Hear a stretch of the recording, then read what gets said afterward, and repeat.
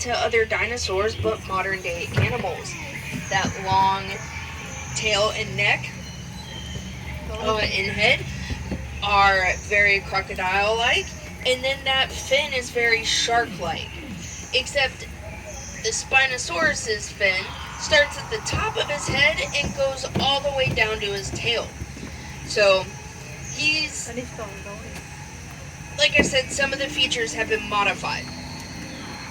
Well, he looks like he's actually headed to the water, so why don't we get out of his way? This next dinosaur we're going to meet is very vocal.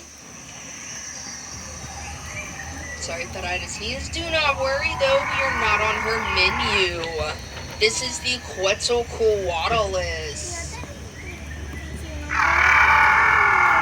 We have a saying that everything is bigger in Texas, and she is no exception. That's right, this Texas native is one of the largest pterodons or flying dinosaurs there is. When she is full grown, she will have a minimum of a 30-foot wingspan, and that's the shortest. Excuse me. Now, with that being said, that wingspan's going to be a little too heavy to flap continuously, so she's actually going to glide using the hot air coming up off that Earth's surface. Now, she looks like she's about ready to go now, so we will let her be. And there is a rumor that she has a nest somewhere on her safari.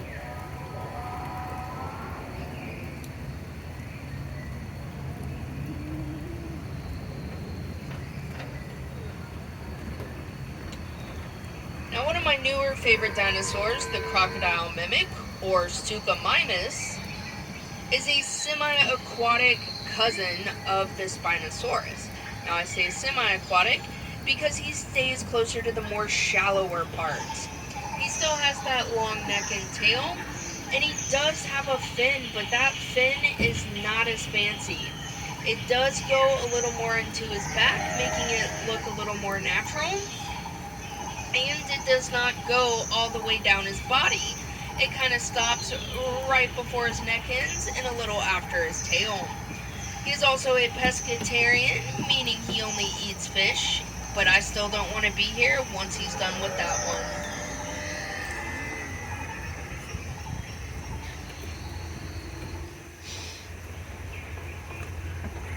Now, my all-time favorite dinosaur is the Stegosaurus. This funny-looking dinosaur can get into the weight range of 6,000 pounds just by eating the leafy greens of the Jurassic era.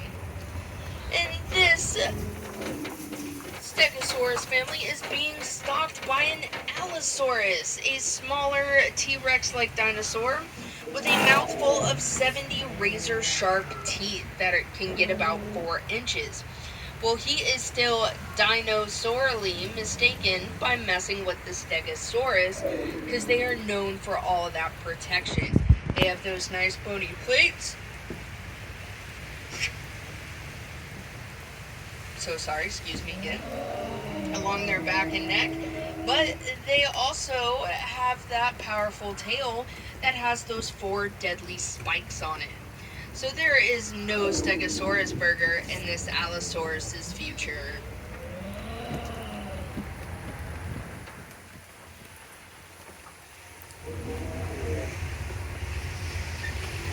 We're about to pass a Parasaurolophus, known for that nice crest on her head.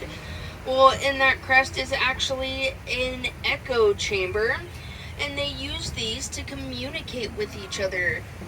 But it looks like nobody communicated with this mom, that she built that nest way too close to raptor territory. That's right, ladies and gentlemen. Now, this dino wants to live up to his name, because Velociraptor means swift robber.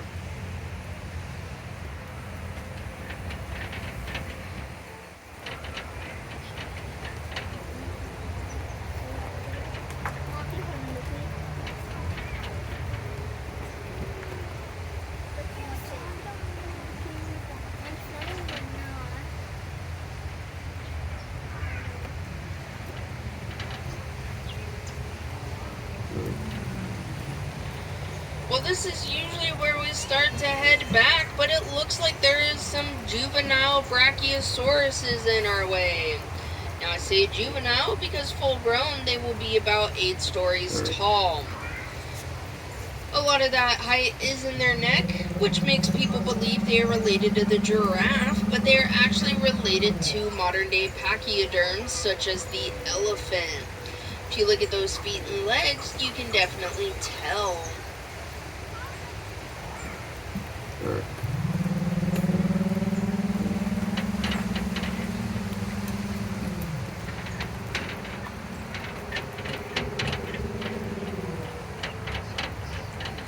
Now this goofy looking guy on my right is a Coleophysis. Yes, hello. A small raptor-like dinosaur that comes to us from what will be modern-day New Mexico. It sounds like he brought some friends, but hopefully only 3 of them, because we did find a herd of them of 500. Now they are picking on this Platyosaurus. This dinosaur we originally thought was one of the world's first vegetarians. And a lot of people wondered why. Because she has those wonderful claws. Well, those claws actually help her dig through the earth to find those plants. It's actually her teeth that would make her an omnivore.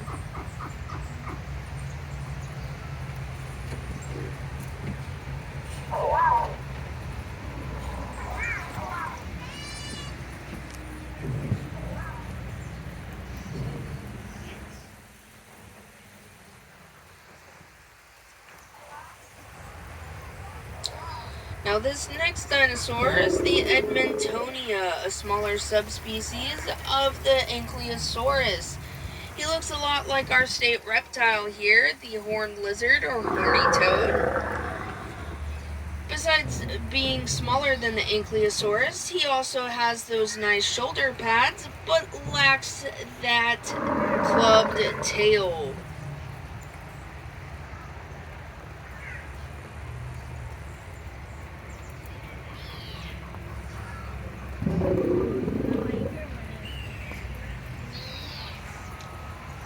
Alright, y'all better hold on because I have no idea what we're about to drive through, but it does not look good. On my right, this tall feathered dinosaur is a cheetah patty. Now she is being harassed by these small troodons trying to get those eggs of hers. Do not worry, in the daytime she is fully able to protect those eggs, but as soon as nighttime comes, those troodons are nocturnal and can see very well in the dark.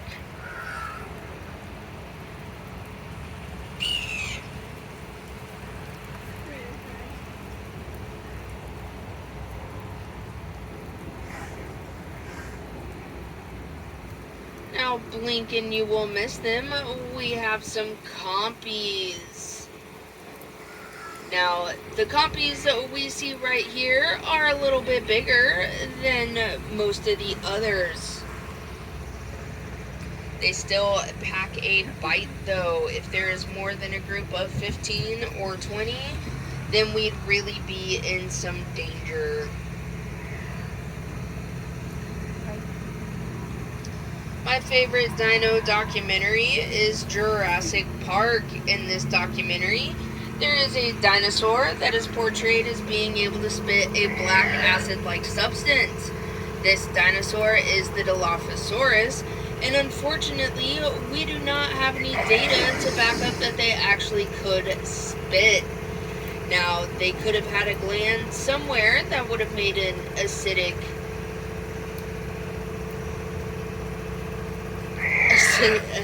substance, but we don't know if they could actually spit it out.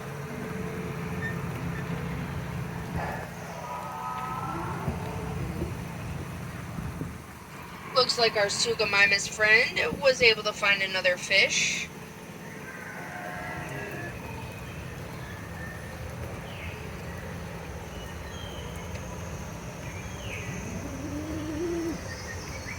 And I see Mr. Pretzel in front of us and Mrs. Pretzel over on those high rocks. That just must mean Yes, we have found it.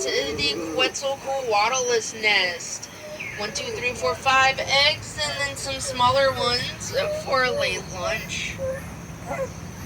Our Diabloceratops babies seem to be thriving right now. There should be 1, 2, 3, 4, 5. Ah, there's that sixth one. Everybody thinks they are very cute. I do not. Now we have our Triceratops. And she has some hatchlings, which is very okay. She doesn't like it when we stop too much. But I will say, in order to get back to the time portal, y'all, we have to go through the T-Rex territory. That's right. One of the greatest apex predators known to man. Even though she has funny-sized arms with only 2 claws instead of 3, like all the other carnivorous dinosaurs. She has a bite force that is the equivalent of a male elephant sitting on your chest, or 15,000 pounds. And she's a little too awkward to incubate her own eggs, so she'll actually cover them in mud. So that is not a boulder that those babies are coming out of, it is actually a pile of mud.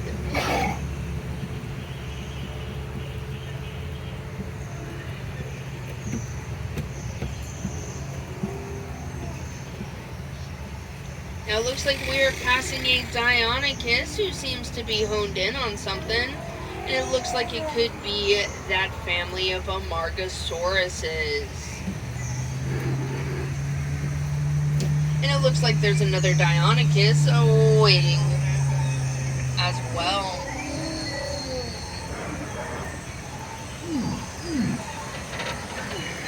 Last but not least, we have our Pachycephalosauruses. These prehistoric eggheads have a nice 10-inch domed head that is about 8 times thicker than a human head. Now, this comes in handy when they need to protect themselves, their food, their family, their territory. It is also believed that every time they hit their heads, it just grows back even stronger, but that is something that we are still trying to figure out. Alright, now everybody hold on, here we